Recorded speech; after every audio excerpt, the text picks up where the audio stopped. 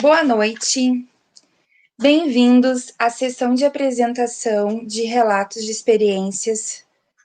Nesta sala temática 3, Gestão da EJA-EPT, que contará com os trabalhos também da temática 4 e 6. Sou a professora Marigley Severo Marasquim, do Colégio Técnico Industrial de Santa Maria, ligado ao UFSM, coordenadora do ProEJA em Eletromecânica.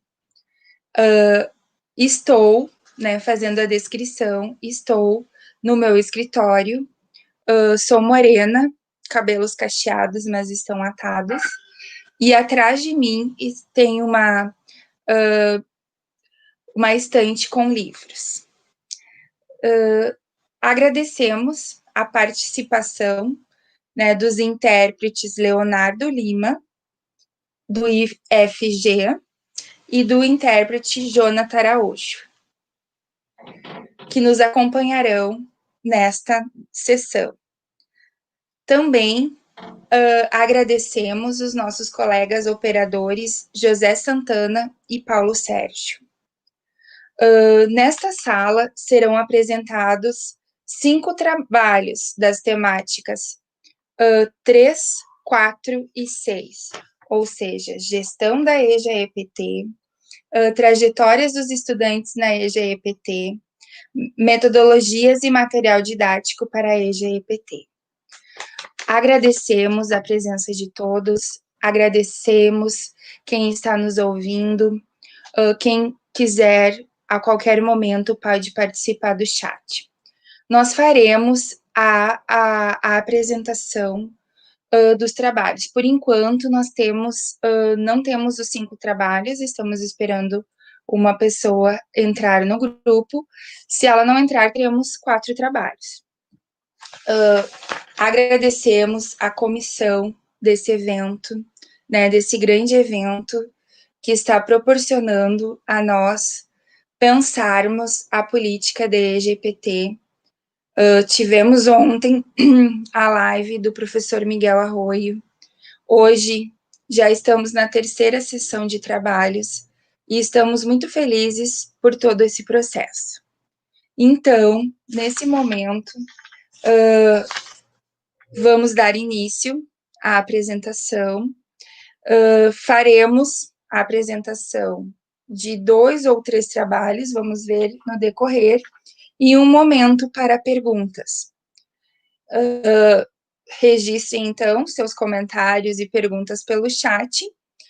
Cada apresentador terá 15 minutos, e quando faltar 2 minutos para o término, eu farei a apresentação.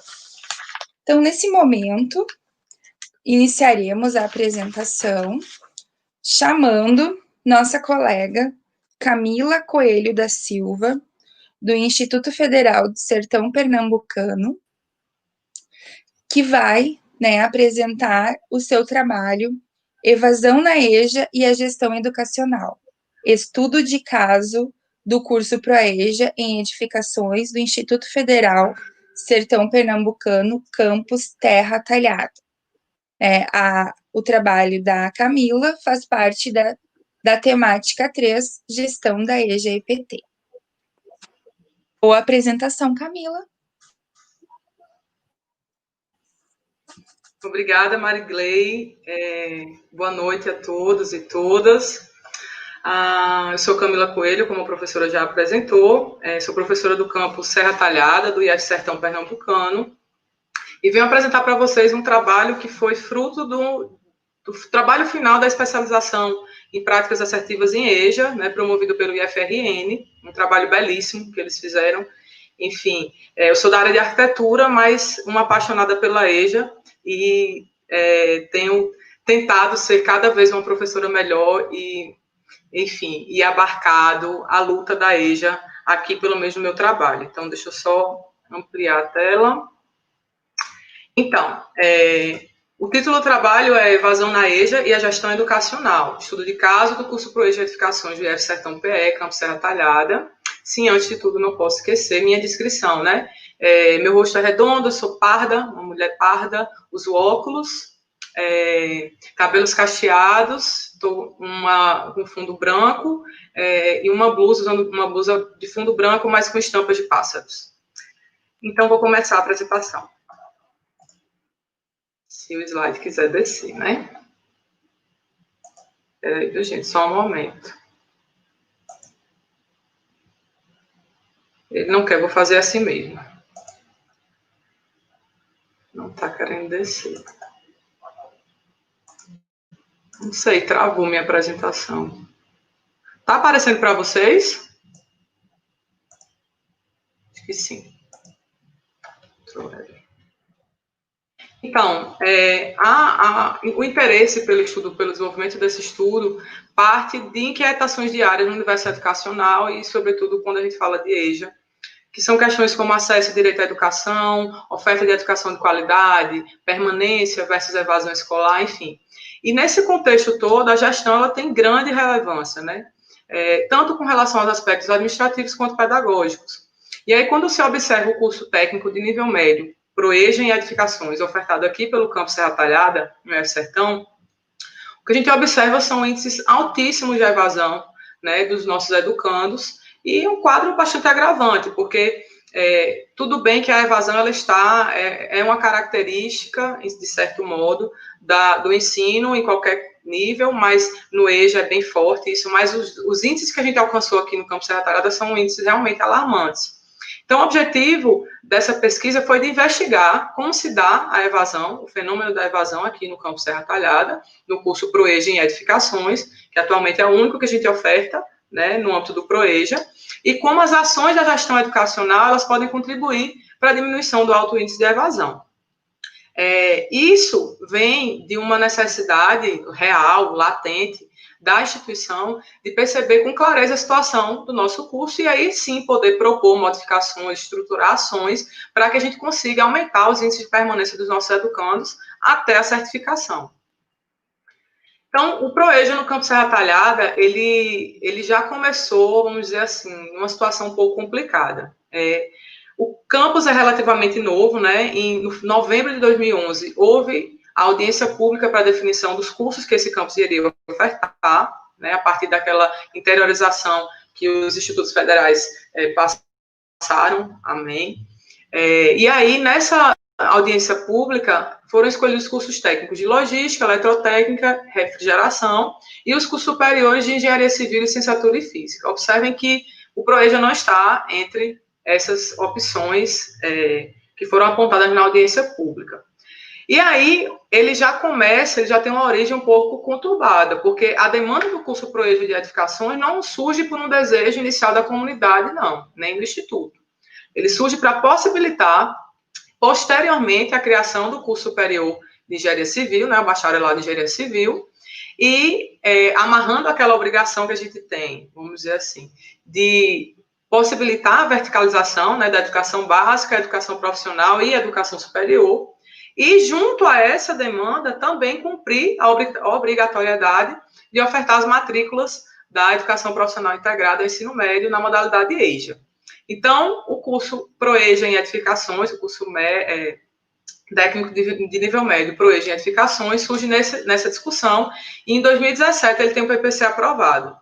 No segundo semestre de 2017, a gente já abre a primeira turma, né? Foi montado um curso com a duração de 4 anos, 8 períodos, né? Um curso bastante longo, funcionamento no período noturno e entrada anual com oferta de 35 vagas. A gente tem outros agravantes na construção desse projeto pedagógico de curso, que é, por exemplo, a comissão montada foi feita por servidores recém-possados, né?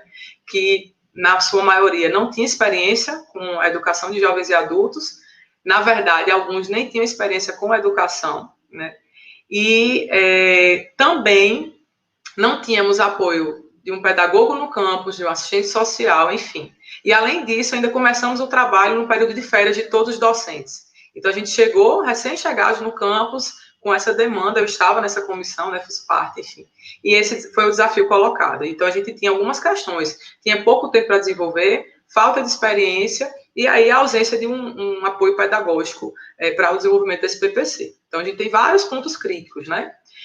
Sobre a metodologia aqui desse trabalho, só para vocês entenderem o contexto, na primeira etapa a gente fez a revisão e a crítica da literatura, né? Aqui tem alguns dos autores que eu utilizo, todas as referências recentes. A segunda etapa veio a pesquisa documental, né? A gente pegou como foco o documento base do PROEJA, o PDI do IF Sertão PE de 2014 a 2018, que é o Plano de Desenvolvimento Institucional, o projeto pedagógico do curso e os dados do controle acadêmico.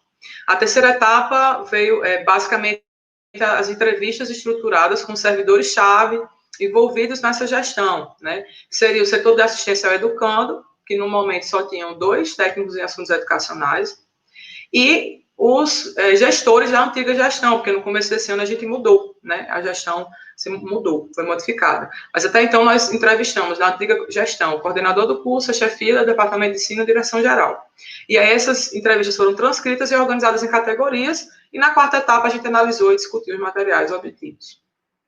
Então, eu vou expor aqui alguns dados coletados, né, e algumas análises para vocês começarem a entender o contexto desse curso e por que o tanto de evasão, o nível tão alto de evasão. Então, ó, a primeira turma da gente, a turma pioneira, né, que hoje está no 6º semestre, ela nem ocupou as vagas que a gente ofertou, né? A gente oferta 35 vagas, ela ocupou 26 vagas, logo na abertura do curso. E após 6 semestres, na verdade estamos no 6º semestre, a gente tem uma evasão aí de 88,46% dos alunos. Hoje nós só temos essa turma com 3 alunos. A turma 2, que teve entrada um ano depois, ainda no 2º semestre do ano, né, que hoje está no 4º semestre, teve uma evasão de 81,25% dos matriculados. Então, essa turma foi a que alcançou o maior índice de matriculados no primeiro semestre, né, foram 32 matrículas, mas hoje nós temos 6 alunos no 4º semestre, na metade do curso. A turma 3, que foi a entrada, já foi modificada, em vez de acontecer no 2º semestre do ano, ela já foi para o 1º, numa tentativa de conseguir um alcance maior, né, perante os alunos, o público-alvo. Foi muito pior a situação, porque a gente só teve uma entrada de 19 alunos, 19 matriculados, e que após 1 ano e meio de curso nós temos 9 alunos. Então, a evasão é de 43,75% dos alunos. E a turma 4, né, nosso curso tem, por enquanto, 4 turmas, é a mais complicada de todas, que foi a turma do começo desse ano. A gente teve que fazer o processo seletivo, né, o regular, e após ele fizemos 2 processos seletivos complementares, e o que nós obtivemos foram apenas 9 matriculados, para o primeiro semestre do curso, que tem 8 semestres, né? Então, percebam a gravidade desses números. O que a gente percebeu, então? Que houve uma regressão no número de inscritos a partir da mudança do período de oferta, né? No fim do ano letivo, ele vai concorrer com outras modalidades de curso nesse processo seletivo, e aí ele acaba perdendo espaço e tempo de divulgação. E outro aspecto que a gente observa aí, né, que aí já começamos a destacar que a gestão tem que atuar nesse sentido, é como se dá o processo seletivo para o PROEJA em edificações. Observem, por exemplo, nesse gráfico aí, da porcentagem de ocupação das vagas ofertadas, que a turma mais antiga só ocupa hoje quase 9% do que deveria ocupar. A turma 2, 17%. A turma 3 e 4 estão ali com 25,71% da ocupação da original, né? Se tivesse 35 alunos que a gente nunca conseguiu alcançar. A segunda etapa da pesquisa foi, como eu falei, a transcrição, a entrevista, né? E aí aqui eu vou trazer alguns trechos da transcrição. A gente categorizou em 3 momentos. Primeiro, se tem ciência da condição da evasão no curso. Segundo, fatores internos que contribuem para a evasão, que eles visualizaram, né? Esses gestores, essas pessoas que fazem parte da gestão, e as ações realizadas para a melhoria dos índices de permanência. E aí, quando a gente observa, por exemplo, a ciência da condição de evasão do curso, o elo mais próximo dos alunos, que era a coordenação, respondeu que tinha parcialmente a ciência da condição de evasão do curso, né? Uma coisa extremamente preocupante. Mostrando principalmente os dados que eu trouxe para vocês, aí é que se torna preocupante mesmo. Quando a gente perguntou, e os demais disseram que sim, que tinham ciência que havia essa alta evasão de alunos no PROEJA. Quando eu perguntei sobre os fatores internos que contribuem para a evasão, ninguém falou de questões de gestão, o que foi falado, os dados que foram levantados foram os seguintes, né? Localização do campus, o campus está inserido na zona rural e essa distância seria prejudicial, né, para os alunos. Metodologia adotada por alguns professores, a falta de identidade dos alunos ProEja na instituição, a gestão do curso e o acompanhamento das dificuldades do aluno, o coordenador não trouxe fatores internos, a direção de ensino falou sobre a duração do curso, que achava que esse problema, esse elemento seria um elemento muito forte para a evasão, e sim, a gente percebeu isso entre os alunos. E o diretor-geral também levanta outra questão, que é a falta de técnica pedagógica voltada às especificidades do ProEja. E quando a gente perguntou sobre as ações realizadas para a melhoria desses índices, né, os técnicos em ações educacionais, uma delas disse que fez até um levantamento, uma entrevista com os alunos para identificar as dificuldades deles e passou esse levantamento para a direção de ensino, mas nada foi feito. O outro técnico disse que orienta os docentes quando é procurado com relação a questões pedagógicas da turma do ProEja, mas só quando é procurado. A coordenação disse que busca a construção de um diálogo intenso com os alunos a partir da referência de alunos-chave em cada turma, né, aqueles alunos que agregam mais. A direção de ensino disse que repassa as demandas para a coordenação do curso, que tem uma proposta de mudança no formato do curso para a ProEja FIC, e que pontua que nenhuma gestão do campus propôs ações para modificar esses índices de evasão aí do ProEja. E a última entrevista, que foi do diretor-geral, ele diz que para resolver essas questões que foram levantadas, existe uma comissão que trata dos assuntos relacionados à evasão, existe programa de assistência estudantil, que também foi conseguido em parceria com a Prefeitura Municipal, o transporte gratuito, e que uma comissão foi nomeada, e ele era presidente da comissão, para rever e atualizar o projeto pedagógico do curso. E aí a gente observa algumas questões que são complicadas, né? Um outro ponto, fora o processo seletivo que precisa ser revisto, que a gente pode levantar a partir dessa pesquisa, é que a gestão, ela precisa afunilar e aprimorar o contato com o aluno, né? Principalmente pela coordenação, que é o elo mais próximo a esse aluno. Todos os estudos que a gente acompanha, né, e tem muitos estudos falando sobre esse tema, e sobre o trabalho da gestão na EJA, reforçam sempre esse contato, essa escuta do nosso corpo docente, né? E aqui não foi diferente, a gente percebe que há uma ausência e que isso é importante, né? Outra questão é a reformulação do curso, né? O curso tem 3 anos, não foi reformulado ainda, e agora com a mudança da gestão, a gente está propondo um novo formato, um novo estudo, né? Foi feito um estudo de viabilidade para a gente tentar mudar esses índices de evasão aqui do campus. Antes, essa comissão, né, que foi dita que foi feita, ela não compartilhou nada, nenhuma informação com os docentes, e muito menos com os discentes sobre essa questão de reformulação. Também não fez isso com o setor pedagógico. E aí entra mais uma vez a importância da escuta das demandas do corpo docente, dos docentes, do setor pedagógico. Então, a gente percebe que há uma ausência de escuta, de conversa, né, de ouvir o outro, ouvir o próximo, principalmente o nosso alunado. E isso é o principal... Camila, 2 minutos. Beleza, eu estou terminando. É o principal eixo que a gente precisa rever no nosso curso ProEja aqui. A metodologia de ensino também reforçamos, podemos justificar, em partes, que há problemas de metodologia porque a gente não teve nenhuma formação continuada específica para os docentes e setores ligados ao alunado, né? Isso é uma demanda urgente.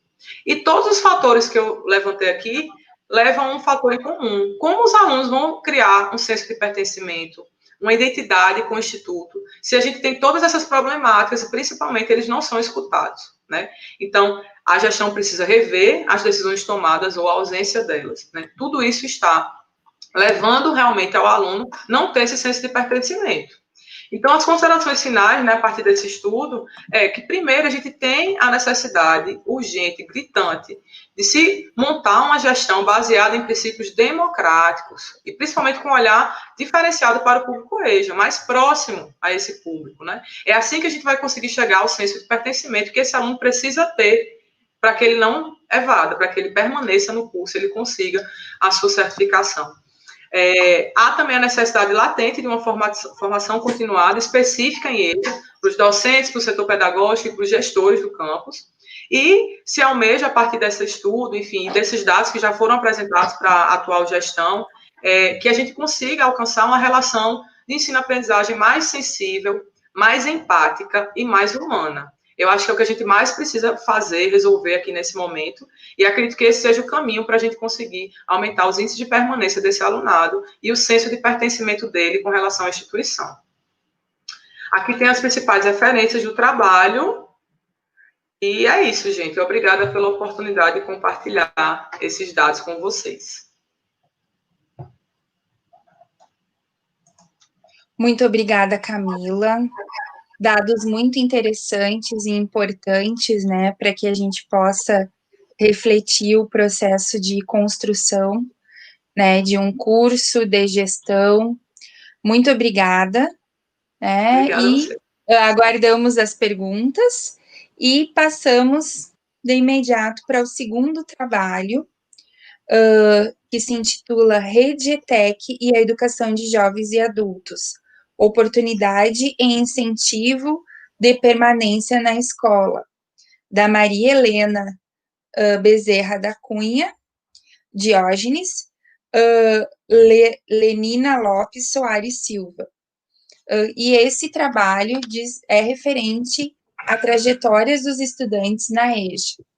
Então, com a palavra, a Maria Helena. Obrigada, Maria Cleia. Boa noite a todos. Só para fazer a minha descrição, brevemente, eu sou branquinha, meu cabelo é enroladinho, eu estou vestindo uma camiseta preta e o meu plano de fundo é branco e laranja.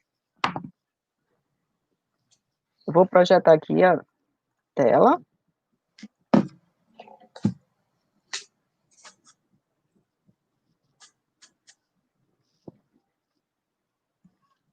Apareceu aí?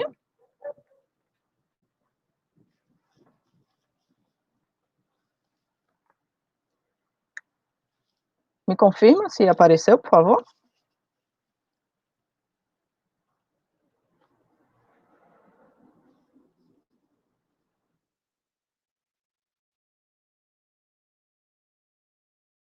Bom,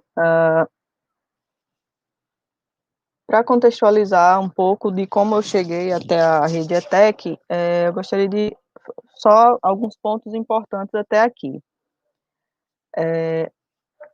A educação profissional, ela foi citada, foi instituída na LDB de 96 como necessária para ser ofertada em diferentes formas de ensino. Mas no ano seguinte houve a destituição, a separação da educação profissional, do ensino básico, e ficamos alguns bons anos dessa maneira. Então, chegamos aos anos 2000 e algumas mudanças, algumas não, várias mudanças na economia, na política, sociais, devido ao processo de acumulação do capital em nível mundial, levando a economia local a adaptar-se, a procurar formas de adaptar-se a essa globalização. E, para isso, o mercado precisava de trabalhadores com novas habilidades, novos perfis. E, devido a isso, a discussão sobre a educação de jovens e adultos e sobre a profissionalização dos trabalhadores voltou a ser o foco das discussões. E com o decreto 5.154, de 23 de julho de 2004, essas discussões, mesmo que tímidas, voltam e abordando apenas a qualificação profissional do aluno. Mas, finalmente, em 2005, a profissionalização da educação de jovens adultos, dos sujeitos da EJA, é efetivada a partir da portaria número 2080, de 13 de junho de 2005, com o PROEJA, o embrião do PROEJA, que finalmente foi instituído no ano seguinte com o decreto número 5.840. E o programa continua ativo até hoje, uma forma de levar uma oportunidade de formação a esses jovens e adultos, e ele abrangeu novos programas, como Mulheres 1000 e o ProJovem Urbano, E, paralelo a isso, a partir da necessidade de um mercado, do mercado precisar de uma qualificação mais rápida, foi instituída em 2011 a Rede ETEC, que é uma política pública de educação profissional e tecnológica ofertada na modalidade à distância, instituída pelo Decreto 7.589, de 26 de outubro de 2011, com a finalidade de democratizar e interiorizar a educação profissional de forma na modalidade à distância e gratuita. A Rede ETEC aborda em seus objetivos a educação de jovens e adultos em dois momentos. Quando ele fala em permitir a capacitação profissional inicial e continuada, preferencialmente para os estudantes matriculados e para os egressos do ensino médio, bem como para a educação de jovens e adultos. E, no próximo objetivo, contribuir para o ingresso, permanência e conclusão do ensino médio por jovens e adultos. E, finalmente, o objetivo deste trabalho é apresentar o perfil e a situação desse aluno egresso durante o curso e após, né, através de relatórios fornecidos pelo Sistema de Acompanhamento e Avaliação do Sistema ETEC Brasil, que é o SAS, no período de 2015 a 2018. É uma pesquisa de caráter quanto qualitativa, porque eu vou analisar os dados estatísticos, bem como algumas obras de autores como Henrique, Moura e Nascimento. Aqui para mostrar um pouco do perfil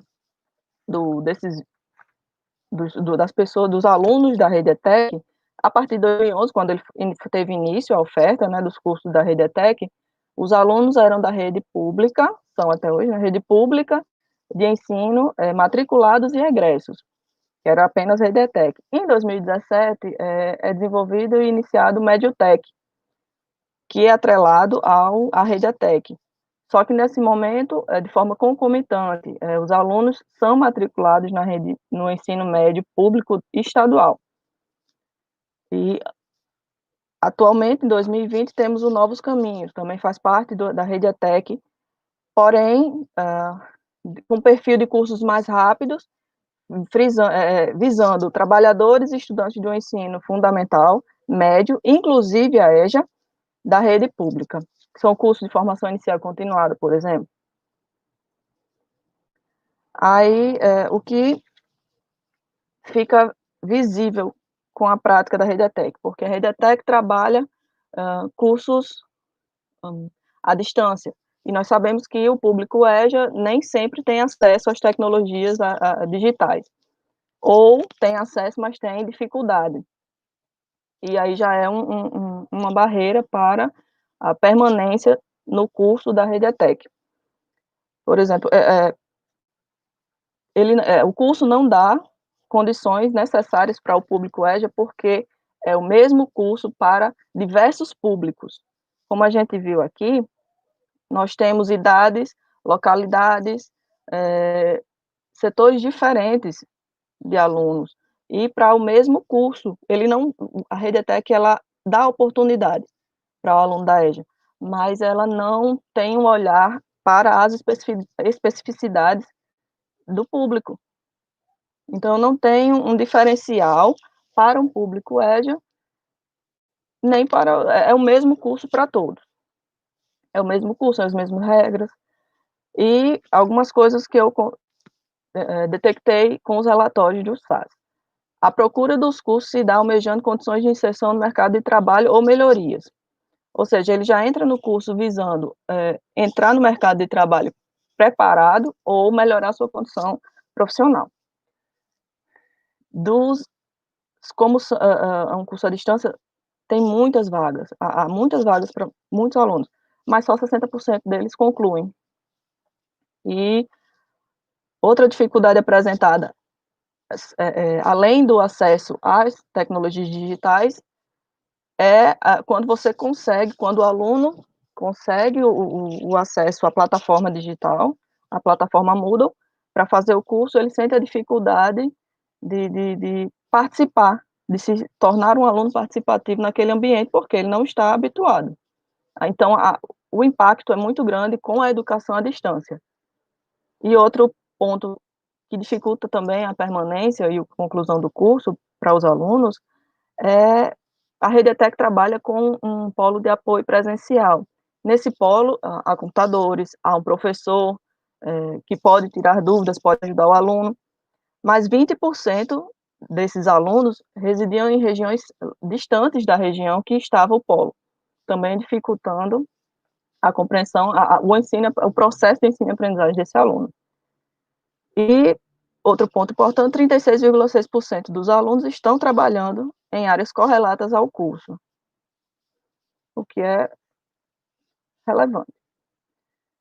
Para fechar, o programa Rede ETEC Brasil aborda a educação de jovens e adultos no sentido de garantir a permanência dos mesmos na escola e visando a qualificação de trabalhadores para as demandas do mercado regional, com cursos técnicos ou de formação inicial e continuada flexíveis, porque eles vão de acordo com a necessidade do mercado local, não levando em consideração as especificidades da educação de jovens e adultos. Seus cursos não apresentam distinção entre o público em busca de qualificação. E as maiores dificuldades estão também no acesso e manuseio das plataformas utilizadas pelos alunos, bem como a distância de suas residências aos polos de apoio presencial. Aqui algumas referências utilizadas para essa breve pesquisa, e é isso, eu agradeço muito a oportunidade, pessoal.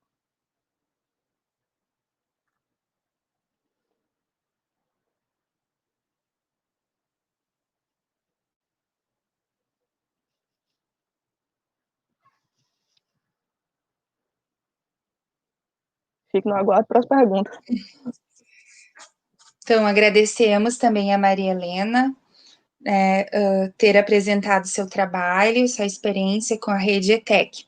E agora convidamos, então, a Camila, né, pedimos para colocarem ela na tela, e a gente pode, né, fazer, então, um momento de perguntas. No chat não tem nenhuma pergunta ainda, mas podem realizar, tanto para a Camila como para a Maria Helena. A gente tem um elogio para a Camila, parabenizando ela por representar o IFE Sertão.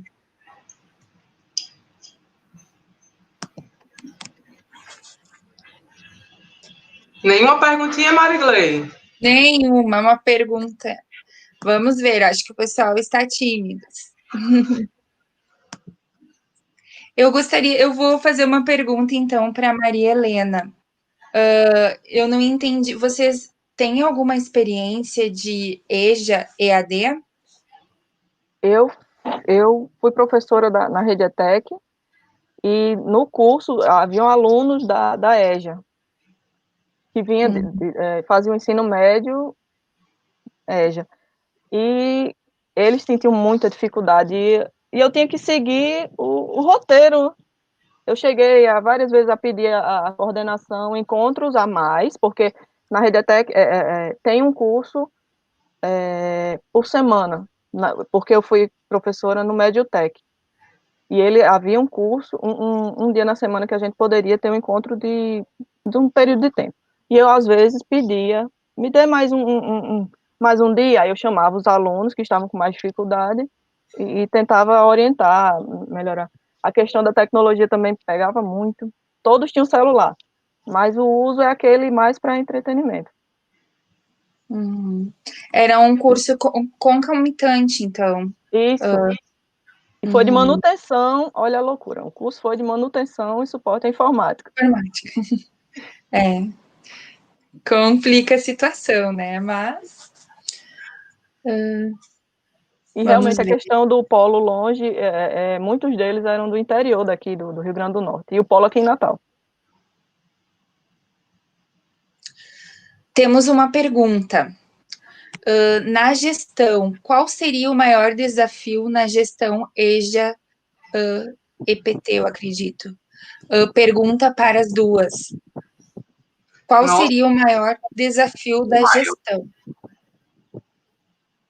O maior, Eu acho que é isso, é criar oportunidades para que o alunado do Proeja, eles consigam alcançar esse senso de pertencimento. Agora, para essa questão acontecer, acredito eu que tem um passo a passo gigantesco antes. Por isso que é um processo que não acontece do dia para a noite, né? Tem que ter muita vontade, muita disposição, porque são ganhos que vão acontecer lentamente até a gente chegar a realmente o senso de pertencimento.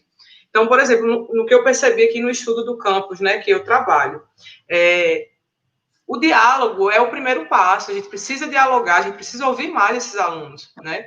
Eu acho que a gente tem uma criação, uma ideia de construção de projeto pedagógico de curso muito técnica e muito distante do que eles realmente precisam, né? E isso fica muito claro, muito evidente quando a gente observa realmente os baixos índices de permanência e altos índices de evasão. A gente não consegue ter esse aluno com a gente porque simplesmente ele não se identifica.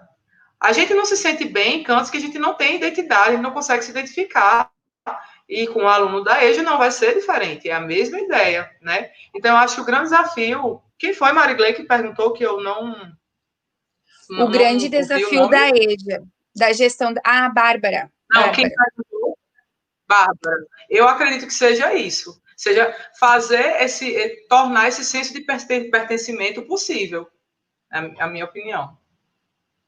Outra coisa, além do, é importantíssimo isso que a Camila falou, mas outra coisa importante é a gestão entender o que é, do que se trata essa discussão sobre a EJA.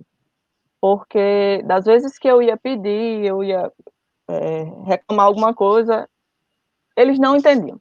É aluno e pronto, e acabou. Eles não entendem que tem toda uma história, que tem todo um contexto para a gente tratar daquele aluno. Então, a formação para a gestão é fundamental.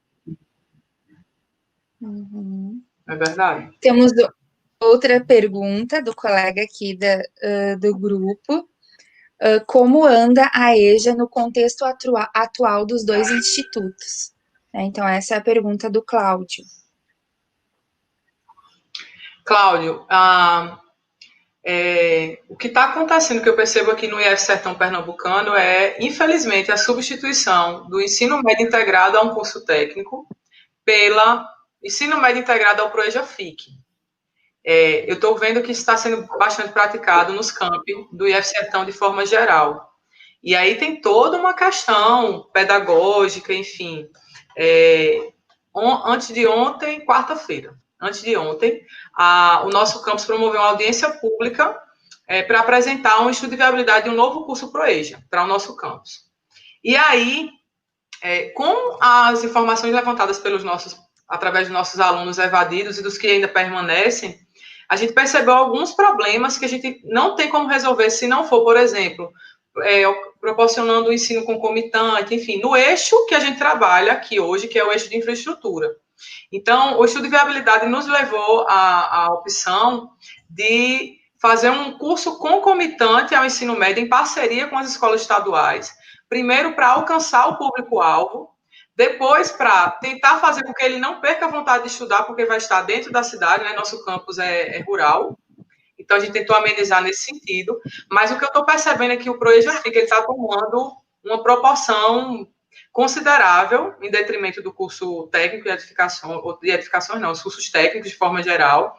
E isso é um fenômeno que eu acho que não é só o IF Sertão que está passando, né? Eu tenho percebido que o Proeja FIC tem aumentado consideravelmente. Então, eu acho que a gente tem que começar a se debruçar mais sobre esse formato, esse novo formato. Novo não, porque ele já estava na lei de instituição, a lei que institui, né, o Proeja na rede federal, mas que agora começou a ser praticado e a gente não sabe ao certo se realmente é porque encaixa na demanda ou se é querendo reduzir o tempo, talvez até para que não...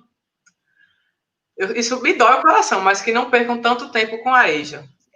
Então, assim, é uma coisa que a gente tem que discutir. Não sei, no IFRN, como é que tá, Maria Helena?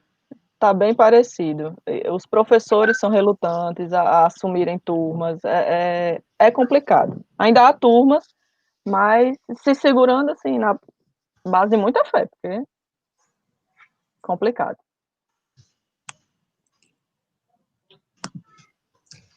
Bom, nós temos outra pergunta bem interessante, bem importante, da Flávia Emiliano. No IF Sertão e no IFRN, estão sendo desenvolvidas ações de ensino remoto durante esse período de pandemia?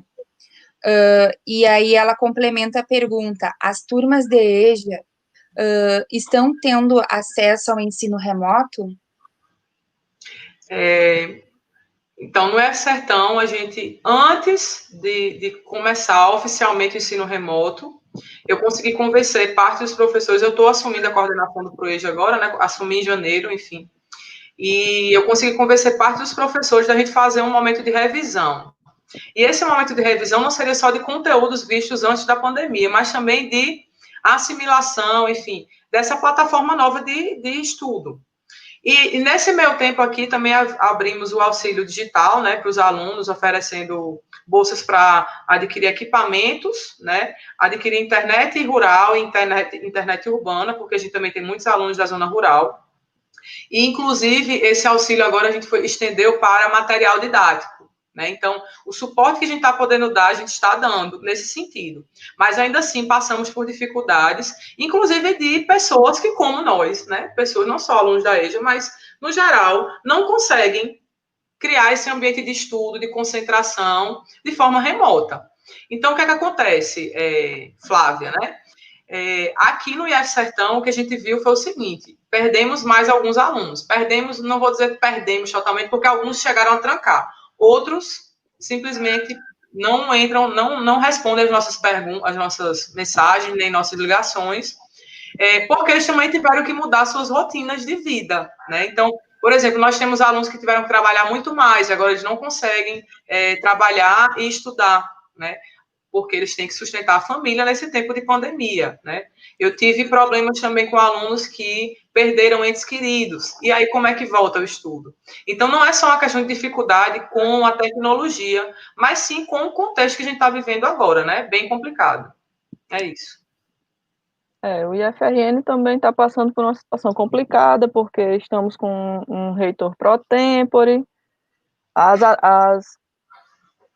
ações só foram tomadas agora, também com a oferta do auxílio, mas está bem complicado.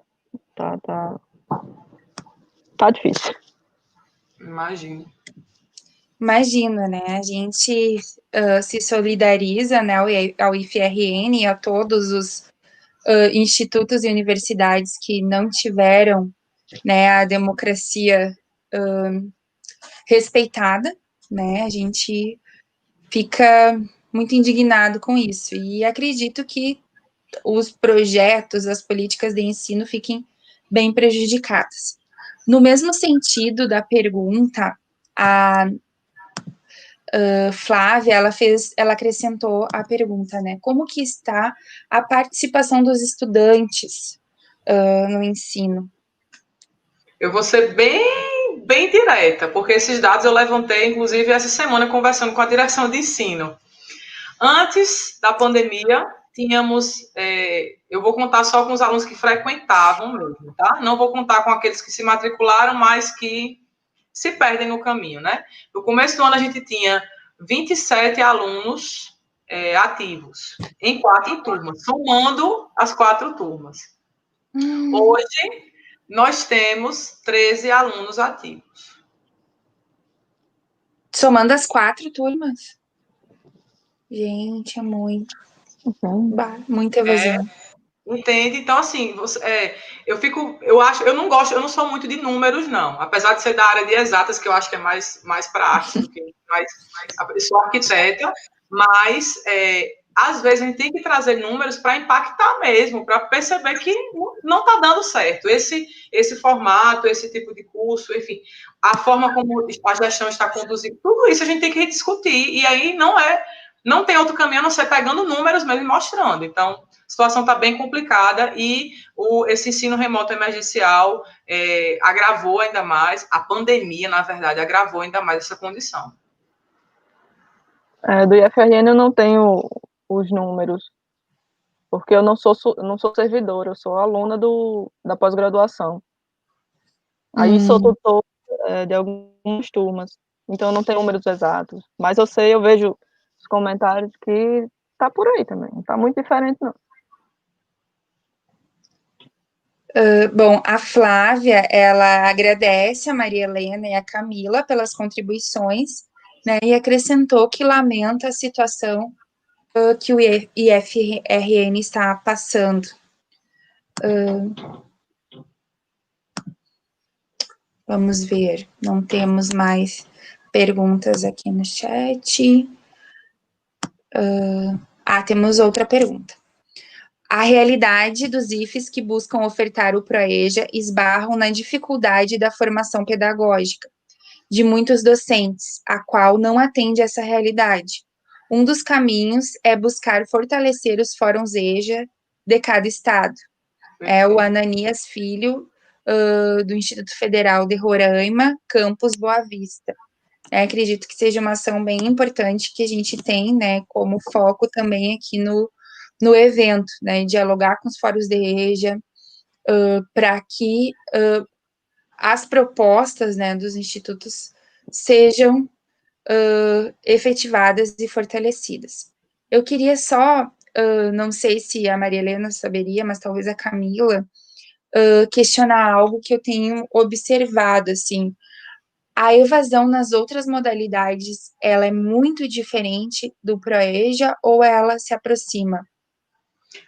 O que a gente percebe aqui é que o público ProEja é muito próximo ao público dos subsequentes. Eu não sei se nos institutos de vocês isso acontece, mas aqui eu percebo bastante isso. Mas mesmo subsequentes não tem essa evasão tão alta quanto a gente está identificando no nosso curso ProEja. Agora, claro, a gente só tem um curso ProEja, e é um curso que está no eixo que tem uma demanda muito pesada do curso. O curso Edificações, ele é um curso muito denso, né? Ele tem 1.200 horas mínimas pelo catálogo. Então, assim, talvez o curso também não ajude, por isso que a gente está querendo ir para outros cursos, né? Tentar outros cursos, porque a gente sabe que existe o público EJA.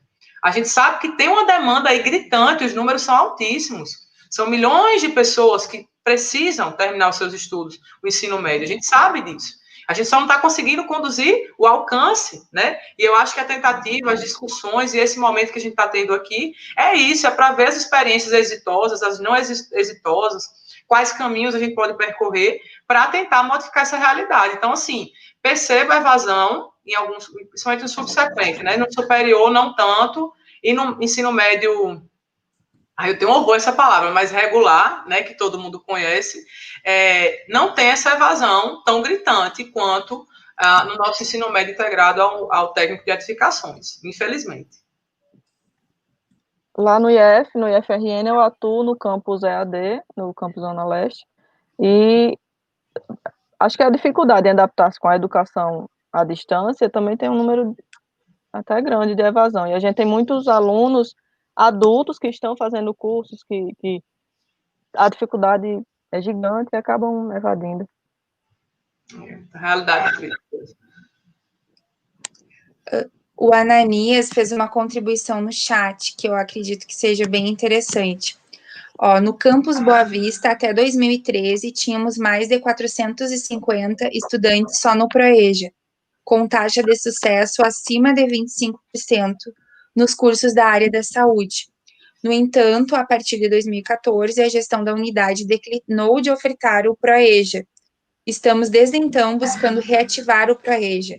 Nossa ação vai trazer de volta os estudantes que ficaram para trás. Conseguimos resgatar mais 100 estudantes.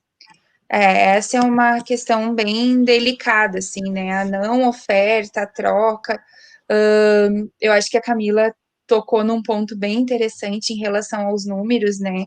Às vezes utilizam os números não para uma análise qualitativa e de pensar realmente o que a gente pode fazer para melhorar.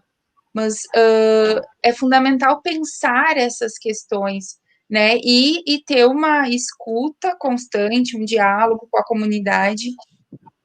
E a oferta da EJA é uma luta constante, né? É uma disputa, porque, como eu falei, às vezes as pessoas utilizam os dados, não tem porquê, não tem demanda para a EJA, né?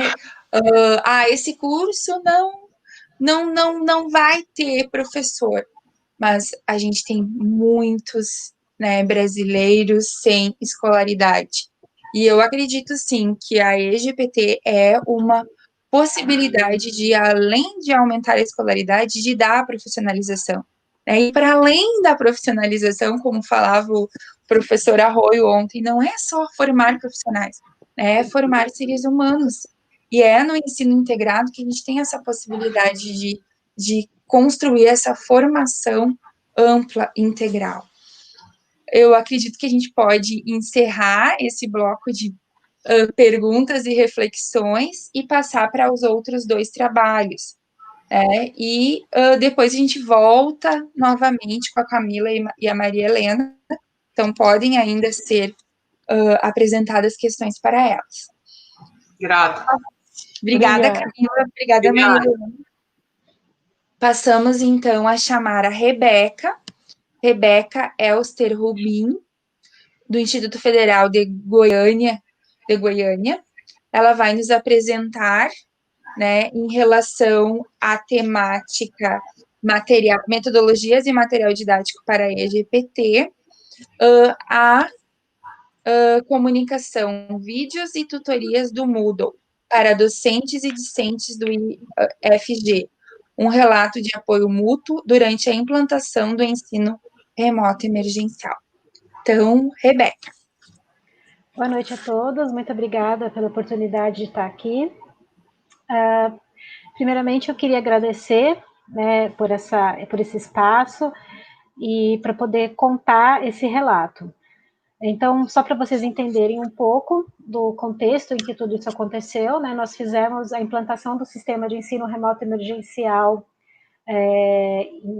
a partir da instrução normativa da nossa PROEM, né, da nossa Corretora de Ensino, em 17 de agosto de 2020, e a gente se viu numa situação urgente de todo mundo ter que se adaptar a todo tipo de tecnologia digital da informação e comunicação, que a gente chama de TDIX, né, ou várias outras maneiras de se falar, e a gente viu que todas as atividades remotas seriam obrigatoriamente mediadas e registradas no ambiente virtual de ensino e aprendizagem oficial do nosso IFG, o Moodle. E dentro desse contexto, a gente percebeu que a grande maioria dos docentes e dos discentes tinha muita dificuldade com essa ferramenta, seja por falta de conhecimento prévio apenas do Moodle, às vezes falta de experiência com o ensino remoto, né, ensino EAD e assim por diante, e na realidade específica dos nossos alunos da EJA, inclusive a falta de experiência com a internet em geral. Então, como a gente conhece muito bem, é um público com muita dificuldade de acesso a essas tecnologias, que foi um grande medo que nós tivemos o tempo inteiro quando a gente ficou freando esse retorno à distância, e quando a gente se viu nesse cenário, esse medo caiu no colo de todo mundo. E só para vocês entenderem, né, qual é esse relato que eu quero fazer. Eu cheguei num ponto, pelas minhas experiências anteriores, que eu falei assim, eu preciso fazer alguma coisa pelos meus colegas para ajudar eles e preciso fazer alguma coisa por os meus alunos. Eu falei, os meus alunos, do jeito que as coisas estão, eles não vão conseguir acompanhar esse ensino remoto do jeito que ele está sendo proposto. Então, a primeira ajuda partiu para os meus colegas da minha área, né, eu atuo no curso técnico em cozinha, na nossa área de turismo e hospitalidade, e eu vi vários colegas assim, gente, como assim muda? Para onde eu vou? Como é que eu começo? Como é que eu vou pegar? Imaginem, gente, curso técnico em cozinha, as nossas disciplinas práticas, o tanto de reuniões que nós fizemos assim para tentar pensar como que a gente poderia superar essa ausência do presencial, né, da prática de cozinha, mas isso é assunto para outra conversa. E a gente se viu nesse momento, a gente vai ter que mexer com o Moodle. E agora, como fazer isso direito? Então, a primeira coisa que eu fiz foi criar uma sala virtual modelo no Moodle. Então, eu criei uma salinha toda organizadinha e divulguei para os meus colegas de turismo e hospitalidade. A gente criou ela e ela podia ser compartilhada, né, copiada para os outros, para todo mundo ter o mesmo modelo. Então, a gente quis fazer duas coisas com esse objetivo, né? Então, os professores terem menos trabalho para começar do zero uma sala, porque o Moodle ele vem bem pelado para a gente, e os alunos da EJA, eles receberiam um modelo padrão. que eles, além deles terem que aprender a mexer com o Moodle, se eles tivessem que ainda aprender a lidar com a lógica de cada professor para montar a sua sala, ia ser uma dificuldade maior ainda. Então, tendo aquele modelo padrão, a gente facilitaria esse processo de aprendizagem.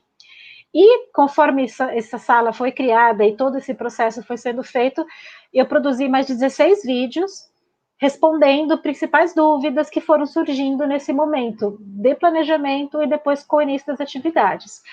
E foi uma coisa completamente empírica e uma ação completamente de ação e reação, né? Reação a ação. Conforme eu ia fazendo, a gente ia com né, reuniões de planejamento, verificando necessidade, dificuldade dos colegas, alguém me mandava uma mensagem, eu fazia um vídeo, a gente postava, compartilhava. Aí a gente fez uma pesquisa, que eu vou apresentar ela, inclusive, amanhã, ainda nesse nosso evento, para conhecer essas dificuldades dos alunos, né? Então a gente realizou a pesquisa, a gente descobriu a dificuldade deles, então a gente já sabia o que eles iam ter de dificuldade com o Moodle e já foi fazendo antes esse vídeo, e aí conforme as aulas começaram, toda vez que a gente identificava uma dificuldade nova, ou fazia um vídeo novo, postava esse vídeo para eles. Né? Então, como é que foram, quais resultados que a gente conseguiu obter? Eu fiz 2 salas modelo, a primeira teve que ser deletada, porque do jeito que a gente fez, alguém subscreveu os dados e a gente perdeu. Aí a gente conversou lá na reitoria e a gente criou uma sala especial, onde os professores eram inscritos de uma forma que não poderiam fazer essa subscrição novamente. Só para vocês terem uma ideia, assim, diretamente a gente teve mais de 150 professores inscritos que copiaram essa sala para eles fazerem as salas deles, e eu sei de professores de outras coordenações que pegaram essa sala, adaptaram ela para a realidade deles e depois copiaram para suas coordenações respectivas, né? Então, para a área de exatas, né? Porque a gente é bem, né, diferente, é lógica, né? Então foi por outra forma. Dali também nasceu um grupo de WhatsApp chamado Socorro Moodle para os professores, onde a gente fazia todo esse apoio, né, eu e outros professores que tinham um pouco mais de experiência, a gente fez esse trabalho. E essa proposta, né, ela foi compartilhada com a nossa chefia de departamento, aí foi para outras coordenações, e a gente nem sabia, né, ela foi discutida na Câmara de Ensino, e outros campos ficaram sabendo dessa ação, e aí outros professores começaram a me procurar e pediram para participar da sala. Então, eu sou de Goiânia, então, professores de Anápolis, Senador Canedo, Valparaíso, foram os que entraram em contato e pediram para fazer parte. Então, foi muito interessante, né, de ter passado esses muros do que eu tinha imaginado inicialmente. Além disso, eu já criei 14 vídeos públicos, fora os outros que são não listados e específicos para algumas turmas. Eu fiz uma playlist de tutoriais e dicas para professores, são 7 vídeos, uma para os alunos, também 7 vídeos. Né? E aí tem outros vídeos não listados. Então, essa é a carinha da sala modelo que a gente criou. Eu não vou mostrar ela inteira para vocês, por causa do tempo. Né? Então, com toda a explicação, eu fiz essa tarja verde ali em cima, onde eu faço toda a orientação de como cada item pode ser substituído, as imagens serem substituídas, o uso das principais ferramentas, eu fui fazendo isso. Esse aqui são algumas mensagens do nosso grupo, do Socorro Moodle, quando ele foi criado, e uma das coisas mais gostosas, né, foi essa troca que a gente conseguiu estabelecer. Né? Então, a ideia das pessoas se sentirem desesperadas e, de repente, terem o apoio dos colegas, o grupo sendo útil, onde as pessoas não se sentiram sozinhas. Né? Então, essa coisa do distanciamento social que isolou tanta gente, a gente conseguiu, dentro dessa ação de apoio, né, que surgiu dessa ideia minha de criar a sala inicialmente, né, virar um grupo de apoio entre professores, entre colegas, que se ajudaram nessa dificuldade toda de lidar com a educação à distância. Aí aqui a playlist dos vídeos de professores que eu fiz, os principais vídeos, os mais acessados, então o primeiro tutorial com 524 visualizações e os outros tutoriais com 126, 119 visualizações, pensando que eu não sou uma pessoa importante, não sou uma pessoa pública, isso aqui ter sido divulgado de boca em boca entre os professores é muito interessante, porque supriu uma necessidade que esses professores tinham de esclarecimento, de ajuda, de apoio, num momento em que ainda a instituição não tinha tido tempo de fazer isso. né? Então, os professores, eles faziam esses comentários lá no YouTube, que eu copiei e colei aqui, né? Então, a importância de ajudar, das pessoas poderem compartilhar, das pessoas abrirem aqui, que estavam enfrentando esse desafio das aulas remotas. Então, é muito legal de ver como achou um espaço de apoio. E aí, para os nossos alunos específicos da EJA, o trabalho já foi bem direcionado para quebrar essa dificuldade inicial, que era: vou ter que mexer no computador, aquele bicho de 7 cabeças que eu não tenho a mínima ideia de como funciona, né? Então, desde esses tutoriais básicos de acesso ao Moodle, de como entrar no Google Meet, que seria a plataforma que a gente usava para as atividades síncronas, né? E aí dicas de como melhorar essas aulas, como que eles fazem para acessar a sala. Então, eles tinham essa dificuldade: como eu acho a minha sala? Então, a gente fez esse vídeo. Como é que eu faço as atividades? Eu não acho os exercícios. Então, eu fiz um vídeo. E aí, eu ensinei a anexar arquivos, subir imagens, usando o computador, usando o celular. Então, eu comecei a gravar do meu computador, gravar usando o meu celular e mostrando essas coisas para eles, a partir da realidade deles, do que eles estavam conseguindo fazer, justamente com a ideia de a gente não perder eles pelo meio do caminho. Então, também vários alunos aí tendo acesso, aí mais de 428 visualizações em relação ao tutorial de acesso, ao Moodle, ao Google Meet, 157. São muito mais alunos do que a gente tem na EJA lá no nosso campus, então eu sei que isso foi para além do que a gente tinha imaginado. E é gostoso de ver o quanto isso tem ajudado eles para fazer as atividades, porque lá do outro lado, eles estão lá sem esse apoio que eles sempre tiveram da gente, né? Eu sempre falo que é um público que eu gosto, e eles precisam, às vezes, que a gente pegue na mão e mostre o caminho para eles em várias situações, né? E essa distância, esse distanciamento nosso, essa aula virtual, complicou muito isso para a gente. E essa forma de fazer os vídeos, de atendê-los, WhatsApp, o que quer que seja, na hora que eles precisassem, é a maneira que eu encontrei, eu, Rebeca, como professora, de estar ali estendendo a mão para eles nesse momento. E está sendo muito interessante ver onde todo esse trabalho está chegando, né? Então, só para encerrar esse meu relato, eu quis trazer, né? Inclusive, eu nem tinha pensado em escrever esse trabalho, foram os meus colegas que falaram: nossa, Rebeca, conta o que você fez, porque eu fiquei muito surpresa. Quando a gente teve a ideia de fazer a sala, de compartilhar, foi uma ideia muito: eu preciso ajudar o pessoal que está aqui perto de mim a resolver esse problema. Eu preciso ajudar, eu preciso orientar. Eu sei alguma coisa que eu posso ajudar. E eu fiquei muito surpresa por ter ido para a reitoria, para as chefias de departamento, para os outros campos, para a quantidade de visualizações que eu tive, para as mensagens que eu recebi. As que eu mostrei aqui na apresentação são poucas, perto do que eu recebi no privado, em WhatsApp, dentro do próprio Moodle, por e-mail. Pessoas que me procuraram de tudo quanto é lugar e disseram: nossa, se não fosse o que você pôs de base para a gente, eu não saberia o que fazer.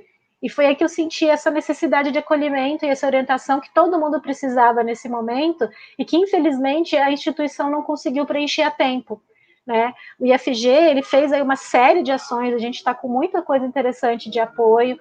Inclusive, eu estou numa comissão que a gente está elaborando novos cursos de educação à distância, mas, infelizmente, até pela morosidade que tudo isso demora no serviço público, não foi no tempo necessário para que todas essas pessoas se sentissem seguras do que aconteceu, né? Então, eu acredito que isso foi realidade em vários outros IFs e outras instituições públicas, né?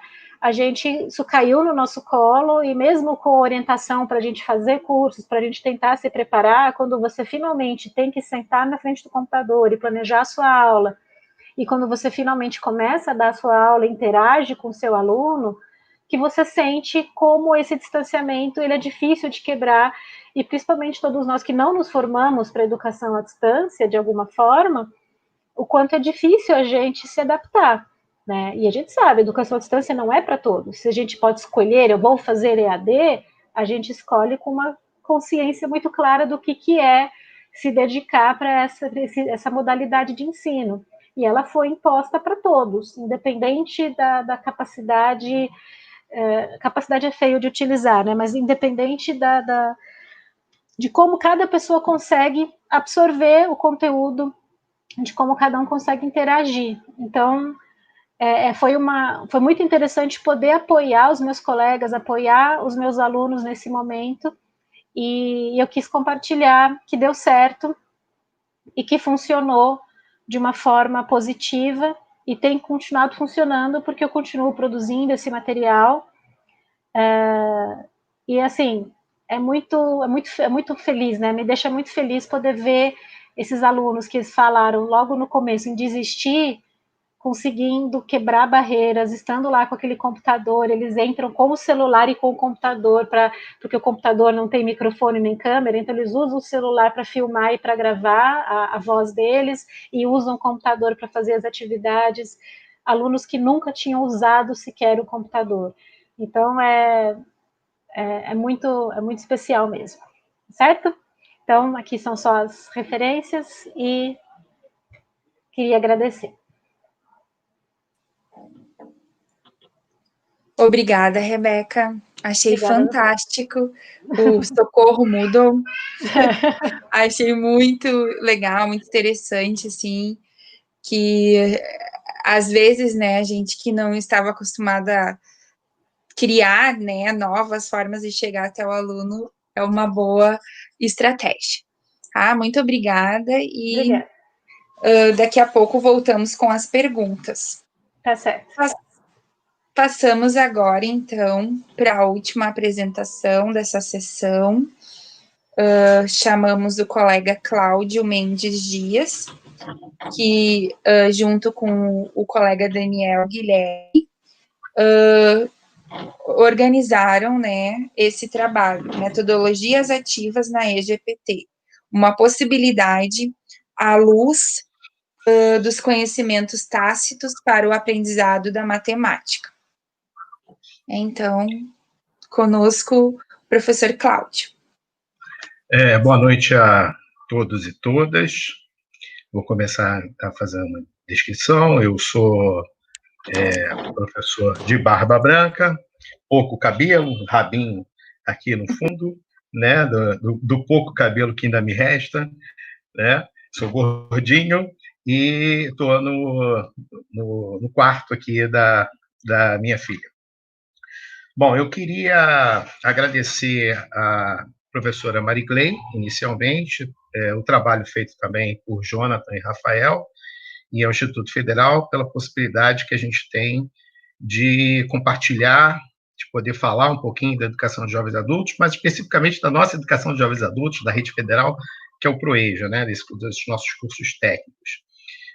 Dizer que eu estou bem feliz, acabei, por sorte, ficando no último das apresentações, e pude escutar todos os nossos colegas, pude escutar a Camila falando sobre as escutas. Repare que eu não ouvi, eu não escutei ela falar que ouviu, ela escutou. É diferente, né? Ela estava ativa nesse processo, ela estava com uma escuta bem sensível em relação a isso, aos nossos colegas. Junto com a professora Helena, que falou das especificidades que nós temos. E aí, para fechar tudo, para fechar esses dois temas, veio a professora Rebeca e falou sobre a situação atual, que tem tudo a ver com as nossas especificidades, tanto dos alunos quanto dos professores, e essa escuta que ela teve que ter, né? E vem um ponto bem atual, né? Então, eu queria agradecer essa oportunidade e dizer que eu vou falar um pouquinho dentro da educação de jovens e adultos. Eu vou falar um pouco de matemática, né? Então, ele vai ser bem específico. Eu só queria que alguém confirmasse para mim se já apareceu aí.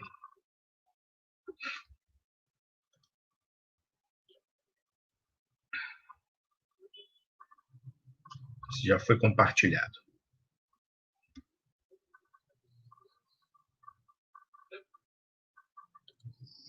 Sim, então vou começar, só um minutinho.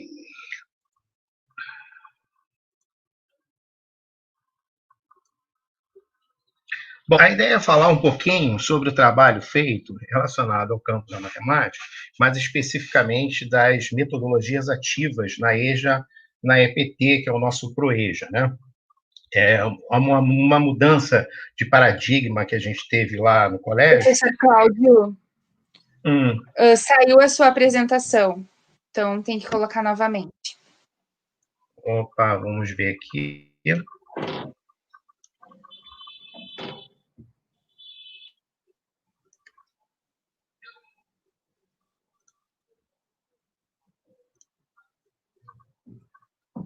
Não. Então, sim, agora está pronto. Vamos. Tá, obrigado. Então, a gente vai falar um pouquinho dessa metodologia ativa, essa metodologia colaborativa, da oportunidade que a gente teve de trabalhar junto com o professor Daniel Guilherme, né, que está aqui com a gente. Ele é do Cefet e eu sou do Colégio Pedro II. Foi um trabalho que foi realizado dentro do Colégio Pedro II, mais especificamente direcionado à disciplina, né, ao trabalho feito no Cefet, no mestrado, né? Então, ele teve um orientando chamado Kleber, e esse orientando Kleber me acompanhou dentro dessa trajetória ao longo de 2019, em torno de 3 a 4 meses, em cima dessa metodologia ativa. Então, para começar, vamos falar dessas bases legais, porque ontem nós tivemos a oportunidade de ouvir um pouquinho o reitor, e tivemos a oportunidade, os reitores, e a oportunidade de escutar um pouquinho o Arroio, e eles acabaram dialogando em cima dessas funções da EJA, né, essas bases legais da EJA. Então, a educação de jovens e adultos, por meio de documentos legais, tem se mostrado ao longo dos anos como uma modalidade que necessita não só cumprir o seu papel equalizador e restaurador, vinculado à participação, reinserção na vida social e no mundo do trabalho, com vistas à equidade no exercício da cidadania, como também desenvolver as habilidades e competências necessárias para que os mesmos possam se reconhecer como cidadão e cidadã capazes de prover um sentimento de pertencimento. Olha, o termo, de novo, pertencimento, não foi nada combinado, já foi trazido, as duas apresentadoras anteriores já tiveram esse termo, né, falando do pertencimento que é necessário para a educação de jovens e adultos, né? No que se refere às relações que um mundo moderno, tecnológico e dinâmico cada vez mais exige. Então, ele fala basicamente de duas funções, a reparadora e a equalizadora. Ele fala da igualdade de acesso, a igualdade de oportunidade, mas também pontuado, é importante citar que não só essas duas funções, mas existem essas duas funções, mas uma terceira função é uma função qualificadora. E o reitor, o magnífico reitor do Instituto Federal, usou 3 termos que foram bem citados aqui anteriormente, que foi acesso, permanência e êxito. A gente pensa muito e vai dialogar muito sobre as dificuldades de acesso. Ele deu um dado estatístico que me chama a atenção, porque nós temos legalmente que ofertar 10% das vagas dos institutos federais, né? E hoje está em torno de 2 e pouco, quase 3%, chega a 3%, o que é preocupante, né? Então, ele fala desse acesso. A permanência dele, essa permanência tem a ver com o pertencimento que ele precisa ter dentro da instituição, ele precisa estar inserido dentro do curso dele.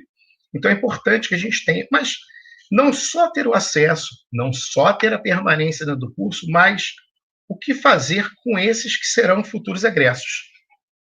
Qual é a qualidade que a gente vai ter para eles? Então, pensando nessa qualidade, é que eu vou trazer um pouquinho do que aconteceu dentro dessa metodologia, que ela é um recorte dessa dissertação de mestrado do Kleber, tá? O Kleber vai falar da metodologia, vai falar do que os alunos sentiram, a sensação deles, a oportunidade de utilizar a metodologia, né? Mas eu trago um recorte desse contexto de dissertação, que são os conhecimentos tácitos que eles trazem, né? Bom, onde é que aconteceu? Nós temos 2 instituições federais, o Cefet, dentro do curso de mestrado com o aluno Kleber, e o Colégio Pedro II, que, no caso, sou eu aplicando a metodologia. Eu já venho aplicando a metodologia Peer Instruction e outra metodologia, Jigsaw, já nos anos anteriores, até pelo contato com o próprio professor Daniel, e ela se intensificou nesse ano, no ano passado, em 2019, a gente teve a oportunidade de fazer um trabalho mais contínuo, de 3 a 4 meses. Geralmente você faz trabalhos estanques, realiza o trabalho, vê qual é a sensação, escuta esse aluno, percebe quais são as dificuldades que você tem e até vislumbra a possibilidade de aplicação. A gente fez um trabalho maior, né? Não é um trabalho entre instituições, mas entre professores dessas instituições. A EGPT, o ProEja no Colégio Pedro II, é uma modalidade que nasceu já tem 12, 13 anos, né? Ela especificamente, ela nasceu com curso técnico de informática e curso técnico em administração. Eu trabalho no Colégio Pedro II, no Rio de Janeiro, num campus chamado Campus Centro. E esse Campus Centro, nós temos alunos exclusivamente do curso de administração. A partir do ano passado, abriu-se uma outra oportunidade para assistentes de administração. Então, eu tenho 2 linhas, eu tenho técnico de administração e assistente de administração. A diferença do assistente de administração, ele trabalha 2 anos, o técnico de administração trabalha em 3 anos. O perfil de alunos provavelmente deve ser um perfil que nós encontramos, perfil de 18, especificamente para esse caso foi um perfil de 18 a 60 anos, mas nós já nos deparamos com um perfil de 16 a 80 anos. Né? Não são crianças, né? São jovens, são adultos, são idosos que estão inseridos dentro do Colégio Pedro II. E a pesquisa, então, onde se pega uma parte do que vai ser falado aqui, ela está dentro dessa dissertação do Kleber, que vai ter um olhar, né, do aluno para esse contexto de metodologia. Então, ele vai trazer, dentro da sua dissertação, as sensações, né, os sentimentos que os alunos trazem no uso da metodologia. E aí acaba coadunando com o que a gente vê dos documentos legais, a gente coaduna com o que tem de debate de fórum, coaduna com o último encontro de educação de jovens adultos, encontro internacional, a Confiteia, que fala justamente sobre a importância da formação integral dessa pessoa, desse jovem adulto, essa formação democrática, essa formação que mexe na elaboração de currículo, né, pensando num currículo mais flexível, né, e que ele seja mais participativo dentro do processo. Bom, para quem não conhece, a metodologia Peer Instruction é uma metodologia colaborativa, ela teve o seu ganho maior na década de 90, ela começou com Eric Mazur. Mazur, em uma das suas aulas, as aulas que ele dava em Harvard, ele era professor de física, e percebeu que alguns conceitos não ficavam bem compreendidos ao longo do processo. E ele começou a formar ele começou a formar pares, né?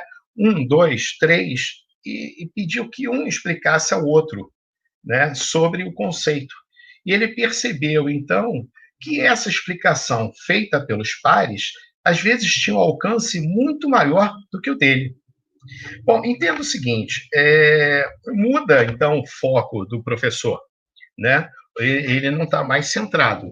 Ele é uma pessoa que vai dialogar com o conceito, ele vai expor o conceito, mas, em um determinado momento, se o conceito não ficar bem aprendido, fixado, há o debate entre os pares. E aí começa o processo mais colaborativo, o processo mais ativo, um processo onde o professor é mais um mediador. Então, a gente está de frente com uma metodologia que tem sido batida muito nesse meio eletrônico, nesse e-learning, nesse B-learning, né? Nesse e-learning, inclusive, né? Como foi citado aqui pela professora, se me falha a memória, a professora Helena, com os móveis, né? Com os celulares. Então, essa metodologia dá a oportunidade do diálogo entre eles e o professor sendo mediador, né?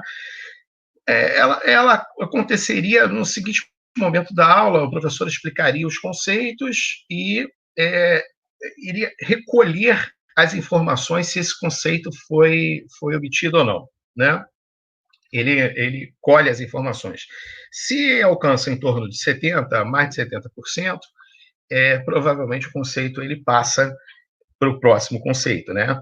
Se ele tiver abaixo dos 30%, você tem que repetir o que foi dito, o professor então repete o conceito, né? Mas se tiver entre 30% a 70%, Mazur entendeu naquele momento que era o momento de fala dos alunos, né?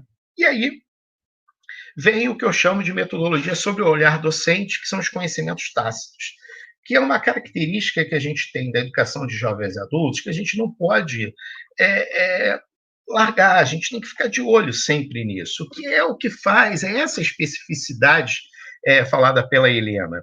Por exemplo, nós temos alunos com experiências de vida. Isso é importante a gente trazer. Por que é importante a gente trazer? Porque dá uma conotação para eles em sala de aula diferente. Dá uma conotação de importância para eles. Né? E, ele está trabalhando os conceitos, ele está trabalhando o que eu vivo, ele está me deixando falar. Isso é muito importante. Então, eu percebi, num determinado momento da construção do PIR, que todo o conceito ele deveria ser trabalhado a partir desse conhecimento tácito desses alunos. Então, eu fiz, no momento inicial, logo no início desse trabalho, eu fiz uma consulta informal dentro de sala, o que eles achavam, como é que eles compreendiam a matemática, qual era o contato que eles tinham com a matemática. Então, eu tive alunos, por exemplo, tinha um aluno que era autista, mas ele fazia desenhos, inclusive, para a prefeitura. E aí nós trabalhamos conceitos matemáticos. Professor. Tá bom, querida, obrigado, já estou terminando. Ele trabalha esses conhecimentos tácitos, a gente vai trabalhar esses conhecimentos tácitos dele a partir dos desenhos, das razões, das proporções dos desenhos.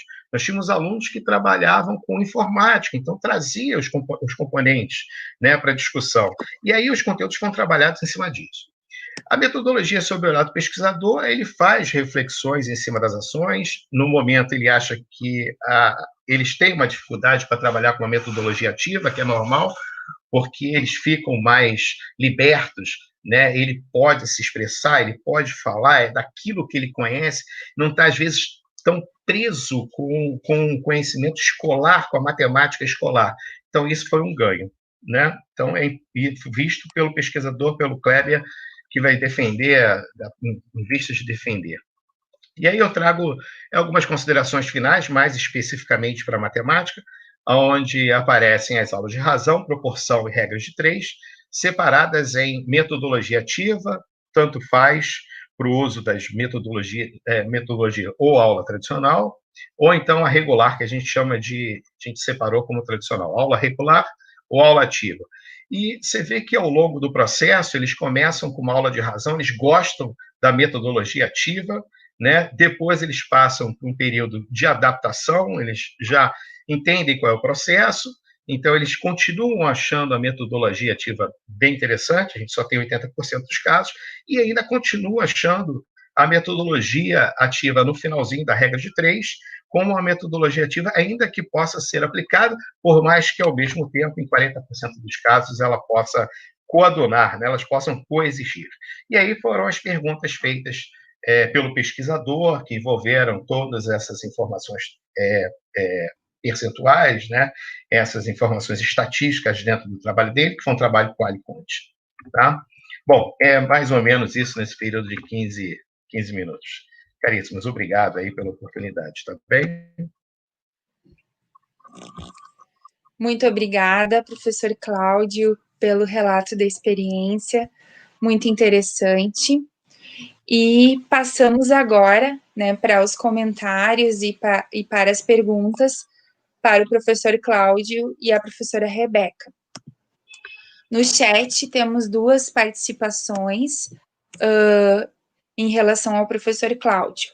A professora Elizabeth Amorim fala, professor Cláudio, que prazer vê-lo aqui.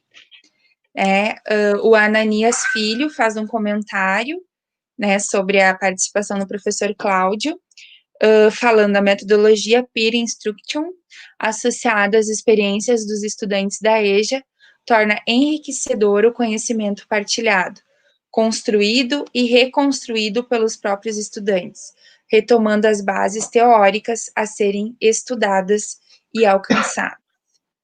Então, é um comentário em relação à apresentação do professor Cláudio. Em relação à primeira, o importante estar aqui, não. O importante é você estar aqui. Mais importante você estar aqui do que eu, né? Assim, esse fato da gente poder se juntar e dialogar é maravilhoso. Em relação ao segundo, o peer proporciona isso que você falou, essa construção, reconstrução, a partir dos olhares deles, do que eles podem trazer. Eu acho que é importante, eles dão um sentido, uma sensação de pertencimento que eles gostam, eles participam mais, inclusive, né? Ficam mais unidos. O colega Ananias continuou, né, refletindo, comentando, certa vez, para que os estudantes de enfermagem pudessem entender a aula de circulação sanguínea, construímos o entendimento a partir do trânsito da cidade de Boa Vista. Abstraímos inicialmente a biologia para entender em circulação, e depois transpomos a informação da circulação de ir e vir para o organismo humano. Uma reflexão. Ótimo trabalho. Você está contextualizando para a realidade deles. Vão entender.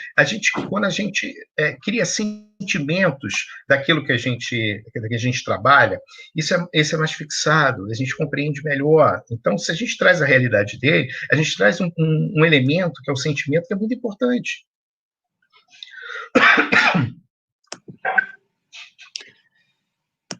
Não temos mais nenhuma pergunta, mas eu fiquei curiosa que o professor Cláudio citou que tinha um aluno incluído na turma, né, um aluno autista. Eu gostaria de saber, né, eu também pesquiso sobre a inclusão no ProEja, e como que tem sido, se vocês têm bastante alunos incluídos, como que é essa relação? Mariclei, então vou te dar uma informação que você vai ficar feliz, né? Nós temos alunos em vulnerabilidade social, né? Já temos alunos em vulnerabilidade social que vivem na rua, né? Vêm abrigo, quando tem espaço no abrigo, ou vivem na rua. Além disso, nós temos alunos são DVs, deficientes visuais. Nós temos 2 alunos, ano passado, deficientes visuais, baixa visão, e esse ano um retorna. Então, nós temos um aluno com deficiência visual. Nós temos alunos que fazem tratamento químico, né? Ele precisa de acompanhamento.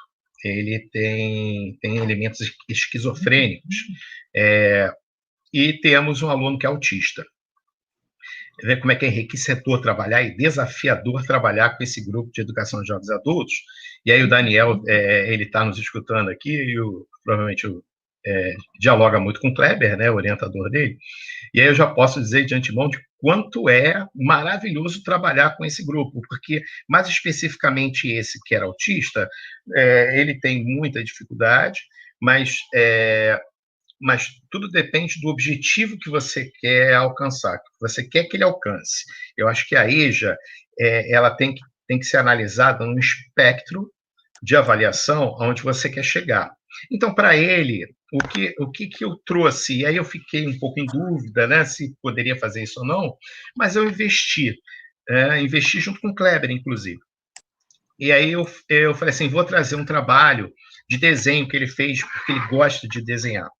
Ele gosta de desenhar. Então, eu fiz desenho fiz uma rosa, né, fiz a impressão de uma rosa e fiz ampliação e redução dessa rosa. Mas, e como é que foi só a rosa? Não, o texto era em cima dele. O texto era dizendo que o aluno 1, né, ele fazia desenhos, que ele gostava de desenhar, e ele se sentiu assim, fulano, a gente não pode falar o nome, né, mas fulano, o que você achou da atividade? Gostei muito. Então ele se identificou com, assim, são coisas simples que a gente faz, que a gente pode proporcionar, simples na EJA, que com certeza esse menino ele não vai esquecer. né? Assim, e aí a gente traz o conteúdo, tem esse pano de fundo, por exemplo, da matemática, a gente pode trazer esse pano de fundo da matemática e consegue dialogar com ele. Então, ele não fica... Imagina uma turma que tem 30 alunos, onde um menino é deficiente, tem uma deficiência cognitiva, como é que ele não fica nesses 20 alunos? Como é que ele não fica jogado? Como é que não fica essa representação dele na turma? Como é que ele se sente? Ele se sentiu diferente. Ele se sentiu prestigiado. Ele gostou. Eu adorei. E os alunos reconheceram que ele tinha uma habilidade. Né? E aí a gente fala de razão, proporção, fala devagar, vai com calma, vê o que ele pode alcançar, o que ele não pode. Acho que isso que é importante. Tá? Não sei se eu te ajudei aí nessa sua curiosidade. Sim. Ótimo, que legal. Precisávamos de um relato especificamente só desse tema, né? Porque eu acho que a gente tem muito que aprender, né, com os espaços que estão conseguindo, né, trazer, né, alunos incluídos. Eu não temos nenhuma pergunta, então vou pedir para o nosso operador colocar todos os participantes da mesa, né, da sala na tela, e vamos abrir as perguntas para todos os colegas que participaram, né? A Camila, a Maria Helena, a Rebeca e o Cláudio. E vou convocar, né, os colegas lá do chat para fazerem reflexões sobre as temáticas aqui apresentadas.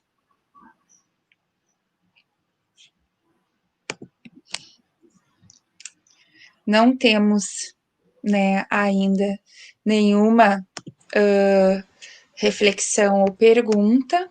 Ah, temos sim, chegou. Eu tenho uma também.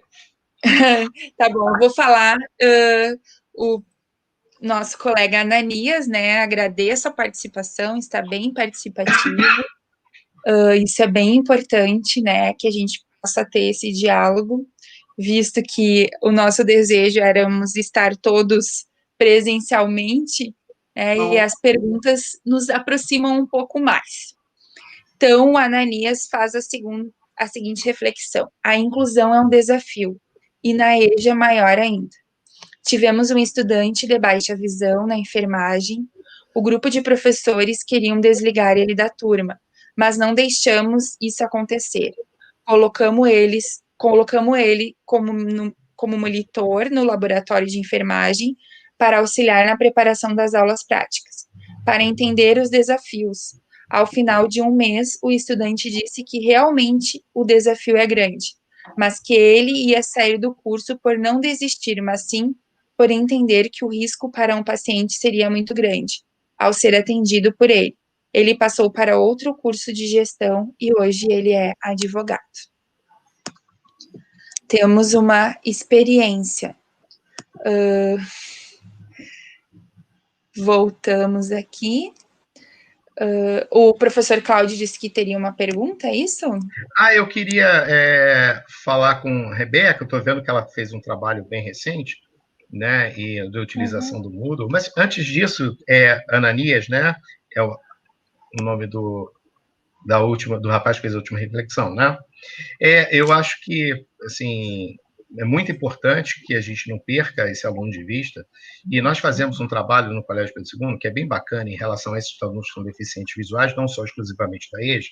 Eu fiz um trabalho com trigonometria, até a oportunidade de ter publicação pelo Instituto Benjamin Constant, e eu vou lançar um desafio para você, para eles, que é pensar nas atividades a partir dele, não atividades inclusivas a ele, mas atividades a partir dele. Eu acho que os alunos videntes, eles têm mais facilidade. Ele não tem tanta, pode ter mais dificuldade, mas se as aulas são feitas para ele e, posteriormente, para os videntes, isso acaba. Tá? E em relação à Rebeca, dizer que a gente está nesse desafio que ela se propôs a fazer, e dizer que a instituição, inclusive, propôs a formação, né? Mas nós, como professores, nós, Rebeca, Camila, Marigley, Helena, a gente está trocando a roda e o carro está andando ao mesmo tempo, né? Essa é a sensação que eu tenho, por exemplo, com a utilização da plataforma Moodle, né? A gente já conhecia, alguns eu já tinha algum acesso, por exemplo, mas assim, a gente vai aprendendo, vai batendo, vai aprendendo, e é muito importante dizer que é muito importante essas suas contribuições de vídeo, elas são fundamentais, porque é isso que a gente faz na internet, né? A gente não sabe, vai lá e busca, e você já está dando tudo. Eu acho que a gente precisa disso, a gente está muito sobrecarregado, a gente está recebendo paulada de tudo quanto é lado, dizendo que a gente não trabalha, é inadmissível dizer isso. Então, é importante ter esse repositório, né? É importante que a gente se defenda, é importante que a gente construa, que a gente tenha essas bases de referência que todos trouxeram, né? Todos trouxeram as bases de referência, é isso que faz com que a nossa profissão ela fique sólida, ela fique robusta. Senão qualquer um pode achar que pode ser professor. Qualquer um pode achar que pode fazer o que Camila faz, que Helena, Marigley faz, Rebeca, qualquer professor, porque há 30 anos atrás, 40 anos atrás, era assim, uma pessoa de outra área ia lá e dava aula, achando que podia dar aula que nem nós, com a formação que nós temos, com os olhares que nós temos, com as escutas que nós temos. Os outros vão falar que vão ouvir, a gente vai escutar. Essa é a nossa diferença, a gente tem que trazer, a gente tem que se defender, acho que é importante. Esse trabalho é bem legal, tá? É o trabalho de todos, né? E professor fala muito, né, gente? Ainda mais com barba branca. Normal. Tá bom, mas o debate tá ampliando aqui no nosso chat. A Anne Oliveira, né, gostaria de parabenizar a Rebeca pela sensibilidade no direcionamento em ofertar possibilidades para que os estudantes da EJPT possam se aproximar dessa necessidade trazida pela pandemia, que é a interação com as TICs. Isso contribui muito para a permanência e êxito deles. Isso ficou expresso pelos relatos de diversos estudantes do IFG, apresentados na sala temática de relatos de experiências de trajetórias de estudantes da EJA, que ocorreu hoje à tarde. É a Anne Luísa, do IFSC de Santa Catarina, Campus São Miguel do Oeste. Então, o trabalho da Rebeca, né, apareceu em outro momento. Parabéns, Rebeca. Obrigada. Temos outro comentário em relação à Rebeca, da Bárbara Mendonça. Professora Rebeca, qual a sensação de não ter se apavorado e ter conseguido desenvolver essa rede de colaboração para viabilizar o ensino remoto? Ótima pergunta. Eu acho que é uma característica pessoal minha, né, no sentido de tem que resolver. Temos que fazer remoto? Temos que fazer remoto. Como a gente pode fazer isso doer menos? Eu acho que é mais ou menos isso, né? Então, como eu já tinha experiência com o Moodle, com a facilidade, com essas ferramentas, eu falei, eu vou fazer alguma coisa, eu não consigo ficar parada, eu não conseguia olhar para aquilo tudo implodindo, olhar para os meus alunos e falar assim, eu escutei de alguns colegas, deixa acontecer, vamos ver o que vai acontecer. Ou então eu escutava aquela famosa. Eu escutei muito assim, eles vão se virar, e quem não quiser vai parar, depois ele volta. Não volta, né? Ele não volta. Se a gente perder agora, ele não volta depois, e vai aumentar ainda mais esse distanciamento que existe. É um buraco que não tem fim mais, se a gente não agarrar eles pela mãozinha, né? E eu tenho uma equipe maravilhosa, não minha equipe, né? Eu estou inserida numa equipe maravilhosa, que a gente tem um diálogo muito bom. A nossa coordenadora hoje do curso, a Gisélia, ela tem um amor gigantesco pela EJA também, e a gente estava nessa também de, meu Deus, a gente fazia reuniões, a gente discutiu a minuta de como seria a implantação do sistema remoto, assim, exaustivamente, a gente fez várias reuniões, a nossa chefe de departamento, assim, foram pessoas que foram adoecendo no processo de tantas reuniões e tantos trabalhos que a gente fez antes disso ser implantado, pensando nesses alunos, porque era uma briga constante, não vamos voltar, não vamos fazer a distância, o aluno da EJA não vai conseguir, quando finalmente, tá bom, vai ter que ser, foi onde caiu foi aquela fichinha que caiu, plim, Bom, eu conheço esses meninos, né? Eu chamo de meninos. Eu conheço os meus queridos. Eu sei a dificuldade que eles têm e eu sei como ajudar. Eu conheço eles o suficiente para poder fazer alguma coisa, pelo menos alguns deles, né? Então, como o professor Cláudio falou, né? A gente escuta eles realmente. A gente está lá, a gente dá ombro para chorar, é amigo, para dar carona, para tudo nessa vida. E o distanciamento, ele não podia cortar isso da gente. Então, não tinha como não fazer. Acho que foi mais ou menos isso. Assim, foi realmente trocar e me aproveitar essa experiência que eu já tinha e falar, eu vou lá. Então, foi isso. Temos também alguns elogios aqui para nossa sala. Parabéns a todos os educadores pelas apresentações, todas maravilhosas, da Bárbara Mendonça. Também parabéns, Marigley Intérpretes. O professor Ananias. Nossos desafios tornaram-se mais visíveis e mais densos. Estamos rodando com apenas um step, vários pneus furados.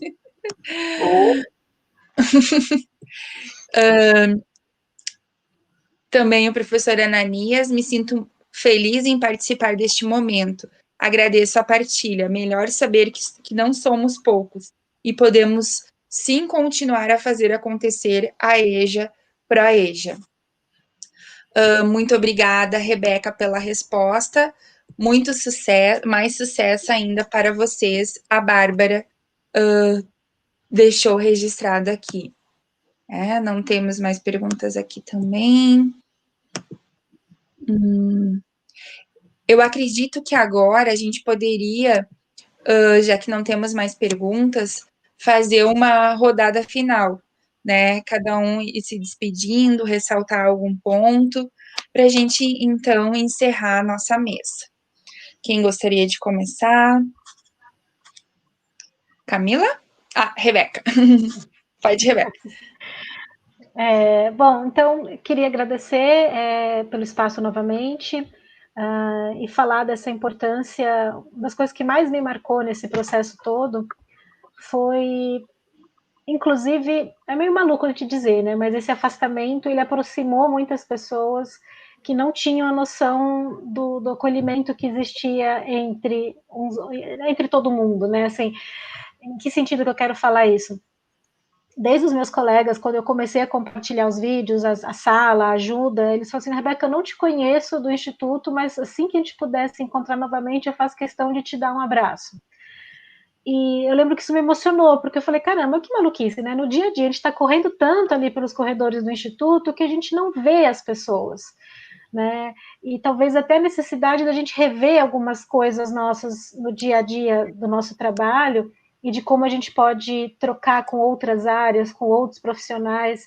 Esse momento que a gente teve de partilha, ele mostrou muito o quanto a gente pode aprender um com os outros, e que eu sinto principalmente nessa rivalidade que existe um pouco, assim, de certa maneira eu acho até divertido que eu, professora da EJA, fui uma professora que teve toda essa postura de fazer esse compartilhamento com outros colegas meus do ensino superior, dos quais eu, inclusive, já ouvi, né, aquela diminuição do professor da EJA em relação ao professor de outras categorias.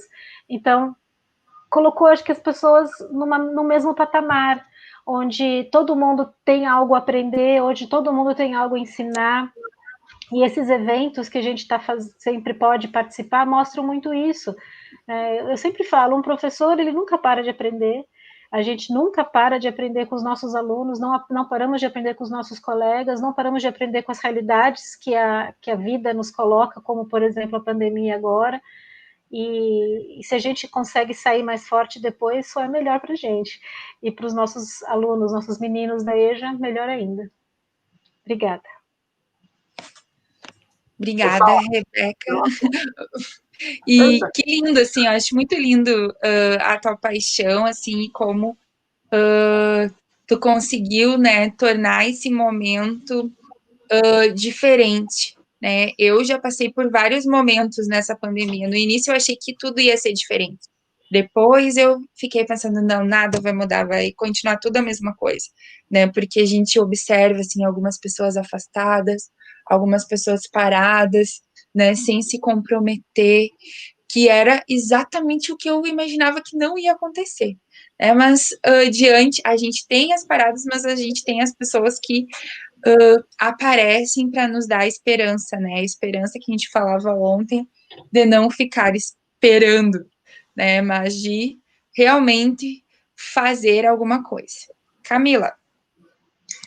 Também só agradecer essa partilha, né? Eu acho que a felicidade de ver esse evento acontecer, por estar na organização, né, Mariclei?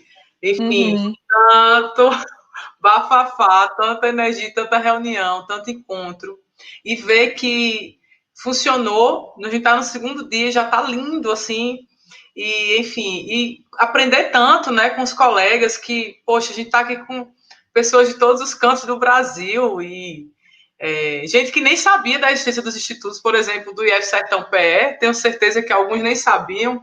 Enfim, essa partilha é riquíssima, estou muito feliz por poder participar dela, e eu espero que nós continuemos, que aqui seja uma fonte de mais força, né? Enfim, de saber que não estamos sós, e na verdade somos muitos, né? Querendo que a educação de jovens e adultos aconteça, né? Um direito, não como um favor, como um direito.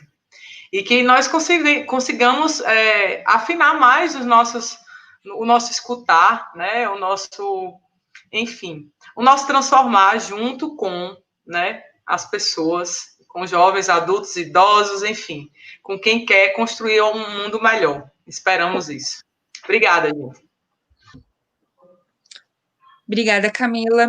Camila ressaltou algo que eu percebi, ó, temos gente lá de cima, né, de Pernambuco, Rio Grande do Sul, Minas Gerais, Rio de Janeiro, IFRN, Goiânia.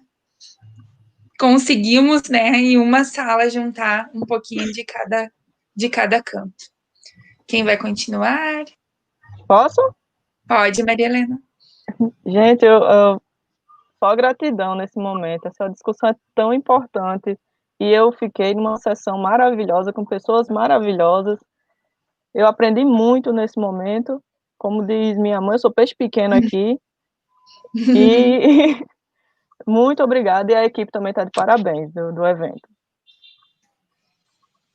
Professor Cláudio. Gente, queria agradecer, dizer que a gente teve uma oportunidade de se completar aqui, né, nas atividades. Acho que ninguém acabou passando do tema de outro e acabou completando as falas. Isso mostra a nossa força como professores, né, a nossa quantidade e a nossa força.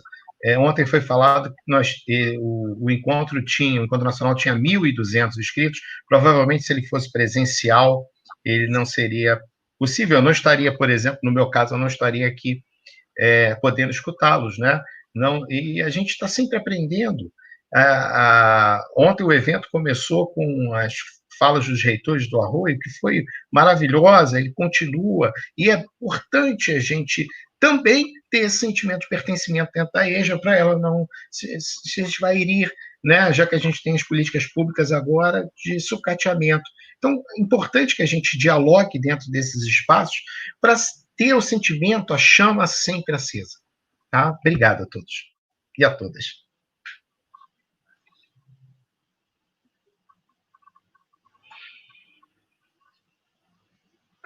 Mariclei, teu som está desativado. Obrigada, professor. Desativou de novo. Desativou de novo. Voltou. Estou falando ou estou parado? Tá, vamos te ouvir. Obrigada, professor Cláudio, professor Maria Helena. Temos mais 2 comentários no chat. Parabéns a todos pelo excelente evento e excelentes reflexões sobre a EGPT. Parabéns aos apresentadores, experiências belíssimas. Sigam firmes e fortes, né? A Flávia Emiliano e a Rosângela Cerqueira. Então, eu gostaria, né, de ir encerrando esse momento de agradecer mais uma vez aos colegas que nos presentearam com suas experiências, com suas reflexões. Agradecer também ao IFAL, que está, né, proporcionando, né, que a gente possa fazer, né, esse grande diálogo, né, e estar aqui com diferentes pessoas de diferentes lugares.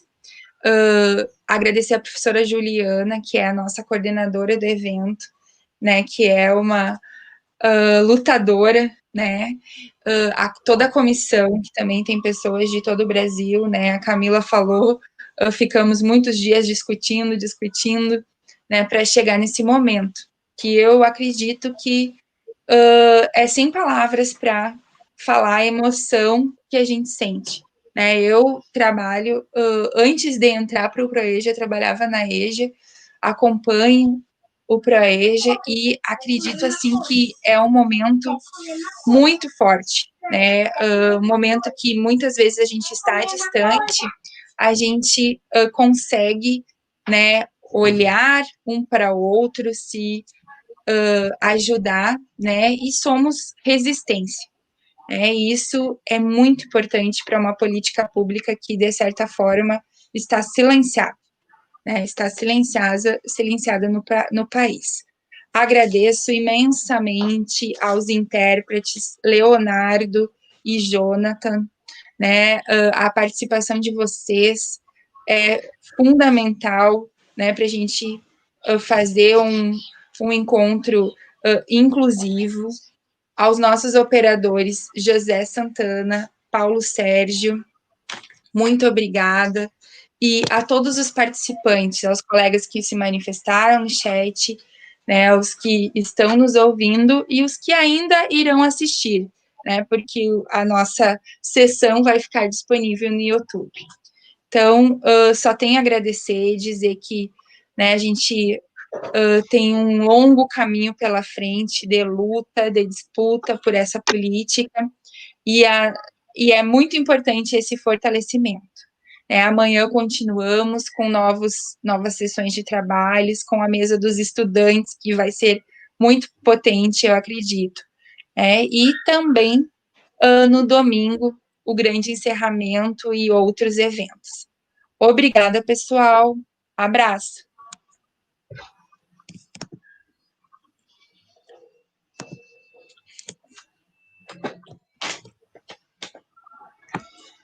Isso, pode encerrar, José.